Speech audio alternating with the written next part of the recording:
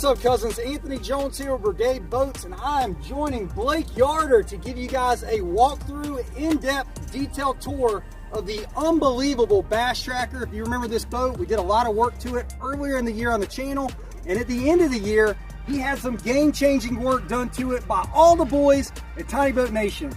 In this video, I'll give you guys an in-depth walkthrough of version 2.0 of the unbelievable Bass Tracker, a true electric-only tournament fishing machine. Stick around and I'll show you guys how it turned out. For an in-depth build video of this boat, head over to the Tin Can Crew YouTube channel and you'll find it there. Don't forget to support the cause and subscribe to the channel. Here she is, cousins, the unbelievable Bass Tracker. If you would have seen what this boat looked like just 2 years ago, your mind would be blown. And again, if you didn't see the video of the work that I actually did on this boat earlier in the year, click the link up above, check that video out. But man, this is a whole nother level. This was a team effort by a lot of guys at Tiny Boat Nation, Fire Ant Boats, ATF Hydrographic, Senate John Boats. I mean, the list goes on and on and on. This go around, I was actually a tiny bit involved on this project, but for the most part, all them boys handled this and this thing turned out fantastic. So let's take a look-see at what he's got in this boat and what all was done.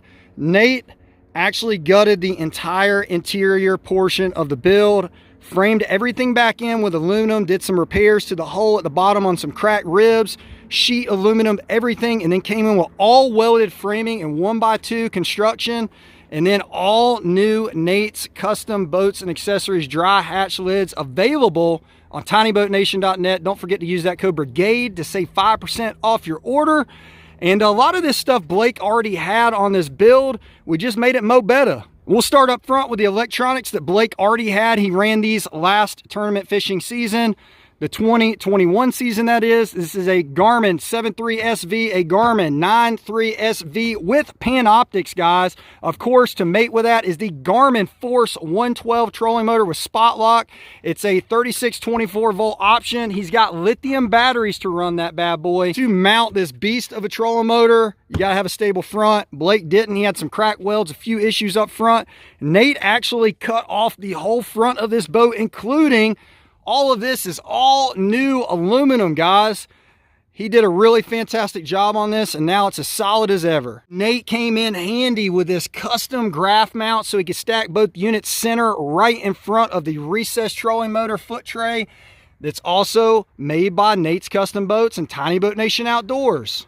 Working our way back, Daddy had to have a cooler, so Daddy got a cooler. Blake's tournament partner a lot of times is his dad, and Dad likes to bring water. Now, you know, other guys might bring other things, but Daddy's got water and Daddy needed a cooler. What Daddy wants, Daddy gets. Moving on from the cooler, you got a seat pedestal base flush mounted into the deck and turfed over for a super clean look. Let's take a look in this hatch. Got a larger hatch here. It's on a strut. He's got some angled underneath, some holes drilled in it for some tackle storage. Then up underneath, if you could see in here, it's a custom battery tray. He's got 3 amped outdoor 12 volt lithium batteries, a smaller battery pack there. Over here is where all his leads come in, tie into a fuse box. It's got a negative bus terminal, and then all of his accessories are fused. It's got a battery shutoff switch, and then he's got his Panoptics, nice and easily accessible tackle storage. And then of course the dry hatch. So basically what this does is it has this channel in this lip. So if water were to go inside the hatch, it'll actually go to this hole, run down through a tube and direct it to a channel in the hull of the boat, direct it to the back for the bilge out. Directly behind that hatch is a hatch the same size, a twin, if you will. Again, this one's strutted, hat channel underneath for support. And then this is just general storage. As you can see, he's got his rain suit, couple other little items. Moving on to the cockpit. So you'll notice that all the cockpit walls have been sprayed white. This boat was actually taken in after framing and before decking and lids and turf, and all the inside nooks and crannies, including the vertical walls in the hatches and then the cockpit, were all sprayed at a body shop in white paint, and then all the lids were separately powder coated white. So that's how you achieve this look. And here they've installed some LED lights. Of course, you got your live well controls on this side for the flow right system. Then over here, Nate put in a custom switch panel, which leads us to the live well. And the lid is the V2 system. And then underneath, they put some angled for his coal tags. And then of course you see that V2 come through on the hat channel, which adds support to this lid. You got a splash guard, and then of course a custom live well with the mesh screen in the bottom. And then I think what Blake did was add some extra recirculation for some stones in the corners. And beyond that, we're gonna move on to the back. And back here, there's another seat pedestal mount kind of hidden. And then this is where Blake hides all his juice for his electric outboard. This is the ePropulsion Evo. This is a 9.9 horsepower equivalent electric outboard. And Blake has ran ePropulsion outboards for a few years now. And funny enough, he was actually running their older outboard for the 2021 season.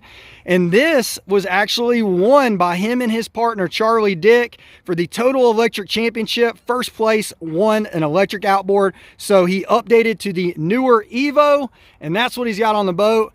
And it's powered by two 48-volt lithium battery packs in the back, and these are actually the older battery packs that ePropulsion made, the Navy series. And they're in here staggered nicely to give him plenty of space to access his onboard charger. Of course, he's got his upgraded power bubbles. Back there is all the flow right controls, the pump in, bilge pump. He's got his overflow and live well plumbing running through. And then on this side is the drain for the dry hatch track. And then on the back of the boat, the back and a few other portions of the boat were actually resprayed by Chris at ATF Hydrographics, all new blue paint. This is bright blue by the folks at One Hit Wonder. And of course, we retained the gator skin covers on the back tray. All these lids are equipped with white cap locking flush mount latches. Super awesome. As you can see, you can lock all your goodies away. Probably the most obvious thing of this boat is all of the grooved Hydroturf that was done.